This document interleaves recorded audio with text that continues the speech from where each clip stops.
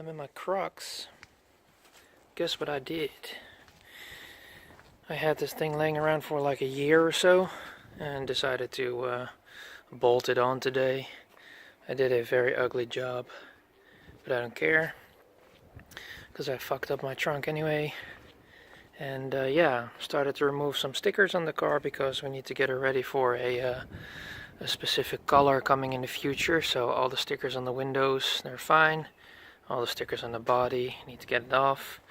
Used a caramel disc to get some of the stickers removed, but as you can see, the bumper has a very thin spray, so I have to touch up on that if I have to, if I need to, if I want to. So yeah, I kind of screwed this up, used some silicone sealant to fill up the edges because the fitment was way off. All the holes that you see are holes, the mold was going inside, so I had to like shave a lot of that stuff off, and then the holes came through like that, so there's nothing much that I could do.